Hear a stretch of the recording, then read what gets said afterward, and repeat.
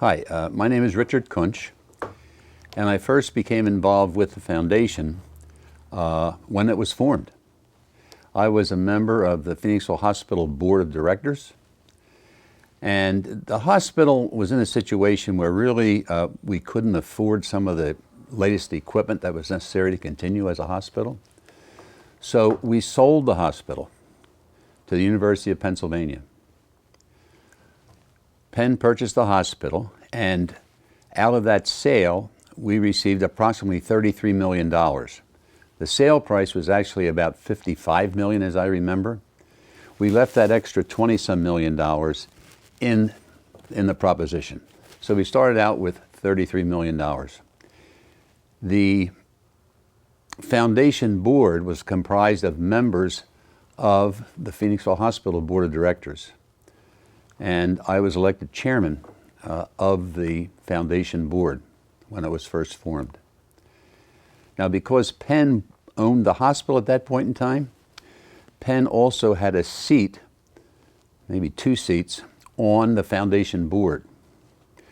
One of our earliest dilemmas was Penn wanted all the monies that resulted in the creation of the foundation directed towards Penn. They wanted nothing to do with the local community. We successfully fought that effort to the point where finally the Penn people got off the board. And then we were able to do many, many things here in Phoenixville, which is what we wanted to do, because the hospital really belonged to the people of Phoenixville. It didn't belong to Penn.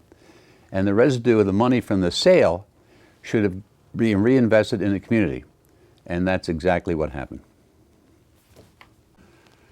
I was involved with the Health Foundation. Matter of fact, I'm still somewhat of a member, ad hoc member, whatever they call them out, Emeritus, a member. So I can attend meetings, do those sorts of things, but I've always felt, it's a new board, they have new visions, get the old visions out of there, okay? So I was involved with the foundation board probably for 15 years, and I was fortunate enough to be board chairman for 7 of those years. They were in the formative years of the foundation, and we had some trials, but we were able to overcome the trials. One of the earliest things that we did, of course, we had to do, what did the hospital board know about running a foundation? Nothing. So we had to hire someone who at least had experience in running foundations. And we were very fortunate. We interviewed a number of people, but we were very fortunate to interview Lou Beccaria, who at the time was running the Stuart Houston Foundation in Coatesville. He was the unanimous choice to come and lead our foundation. And that was one of the best moves we ever made, because Lou had the knowledge and the wisdom and everything it took to start a foundation from ground zero and build it into what it is today. So Lou brought with him some of the staff that he had at the Stuart Houston Foundation. One of the persons was Carol Poignet. Now I'll characterize Lou as Mr. Outside and Carol as Mrs. Inside. She did all the inside work, Lou did all the outside work. So it was a perfect combination of people. And I think it was that foundation that really made the foundation into what it is today. In addition to great people we had on the board. One other interesting thing I want to say, I said before, we left about $20 million in the hospital deal, with the proviso that if Penn ever sold the hospital, we would get the additional $20 million. Now, we had some rather astute people on our board. One of the gentlemen was named John Sickler, and John was familiar with negotiating contracts. John got a clause in that contract that we signed with Penn that should Penn ever decide to sell the hospital, we had the right to either accept it or reject it, we being the foundation. Penn went on their merry way, and they were going to sell the foundation, and we said, well, wait a minute, read the contract. We have the right to approve or disapprove of any sale. So we were able to help bring in community health to Phoenixville. And once we did, and it was sold to community health, we got the extra $20 million. So now all of a sudden the foundation was 50-some million dollars. So extra money, do extra things. It was wonderful. It really was.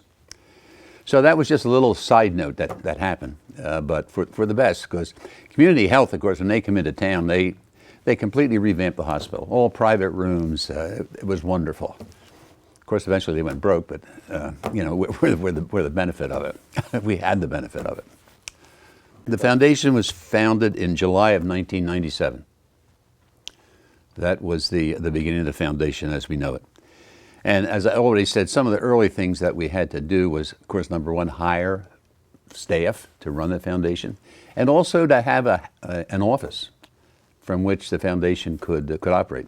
So our first office was in the Valley Forge Professional Center down on Route 23. That was our first office. And it was owned by Chestnut Valley Ventures, which was a part of the foundation. So we were located on Valley Forge Road. That's where we were, and that all in one building. I remember we had a meeting room downstairs. It was rather cramped quarters.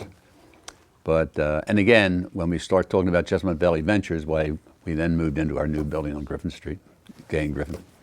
The original vision of the foundation was to enhance the health care of the Phoenixville community. And we broadly defined health care to not just medical, but all the things that were needed by the people of Phoenixville. Housing, yes, certainly health care, education.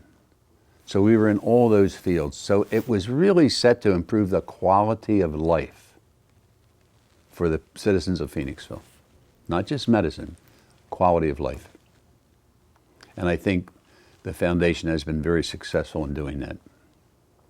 You'll have to remember that Phoenixville Hospital was endeared to the citizens of Phoenixville. It was their hospital. It wasn't the board's hospital. What right did the board have to sell our hospital? So we had some really passionate meetings, and they were open to the general public to come and express their views as to how they felt about the sale of, and I want to emphasize that, their hospital.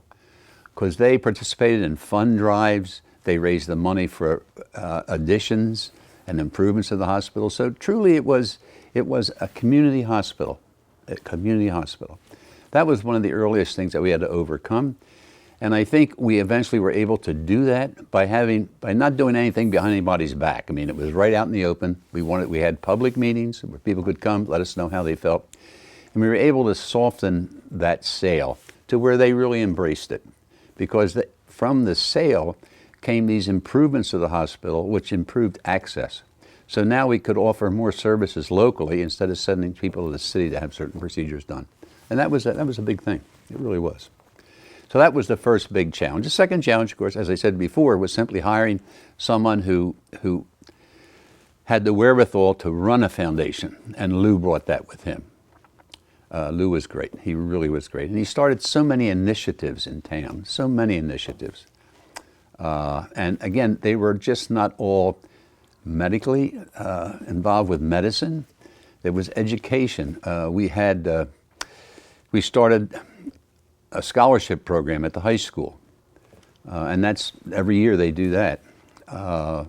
We had a woman have an outreach program. We brought people in to provide leadership training for people within the other nonprofits in town as to how we could better help the nonprofits.